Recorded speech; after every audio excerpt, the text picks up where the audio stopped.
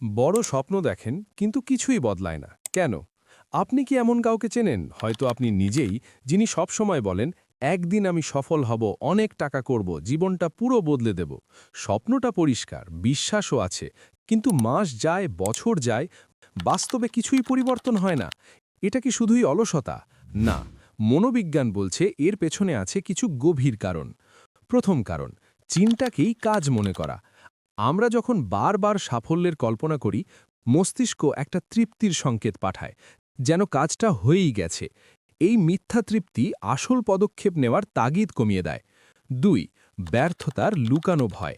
এদের উৎসাহের অভাব নেই, কিন্তু মনের গভীরে ভয় থাকে, যদি চেষ্টা করে ব্যর্থ হই তাহলে নিজের সম্পর্কে যে ভালো ধারণাটা আছে সেটা ভেঙে যাবে।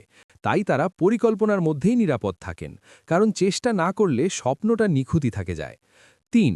সঠিক সময়ের অপেক্ষা। আর একটু প্রস্তুত হলেই শুরু করব, কিন্তু মনোবিজ্ঞান বলে প্রস্তুতি কাজ শুরুর পরে আসে, আগে নয়। নিখুঁত মুহূর্তের অপেক্ষায় থাকলে সেই মুহূর্ত কখনোই আসে না। ৪. অতিরিক্ত ভাবনায় মানসিক ক্লান্তি। প্রতিটি পদক্ষেপ বিশ্লেষণ করতে করতে মস্তিষ্ক এতটাই ক্লান্ত হয়ে পড়ে যে কাজ করার সময় আর শক্তিই থাকে না, ফলে সব ভাবনা শুধু ভাবনাতেই শেষ হয়। ৫. নিজের পরিচয় লক্ষ্যের সাথে মেলে না। আমাদের মস্তিষ্ক সেই কাজগুলোকে প্রতিরোধ করে যা আমাদের নিজের সম্পর্কে বিশ্বাসের সাথে মেলে না। যদি কেউ ভেতরে ভেতরে মনে করেন আমি কোনো কাজ শেষ করতে পারি না বা আমার দ্বারা হবে না, তাহলে যতই বড় স্বপ্ন থাকুক এগিয়ে যাওয়া কঠিন হয়ে পড়ে। কারণ সত্যিকারের পরিবর্তনের জন্য আগে নিজেকে নতুনভাবে দেখতে শিখতে হয়। ৬. সম্ভাবনার নেশায় আটকে থাকা। বড় স্বপ্নের কথা বলতে ভালো লাগে, এটা একটা উত্তেজনা দেয়, একটা পরিচয় দেয়, মনে হয় ভবিষ্যৎটা উজ্জ্বল।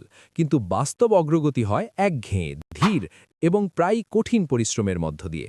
তাই অনেকে সেই কঠিন পথ না হেঁটে আমি কি হতে পারতাম এই মিষ্টি কল্পনার মধ্যেই থেকে যান। শেষ কথা, বড় স্বপ্ন দেখা কঠিন নয়, কঠিন হলো সেই স্বপ্নকে বাস্তবে রূপ দেওয়া। আর এই পার্থক্যটা প্রতিভায় নয়, পার্থক্যটা হলো একটাই জায়গায়। নিজের মন যখন বাধা দেয় তখনও এগিয়ে যাওয়ার সাহস কতটুকু আছে। আপনার স্বপ্ন আছে, এখন শুধু দরকার একটা ছোট্ট পদক্ষেপ, আজই।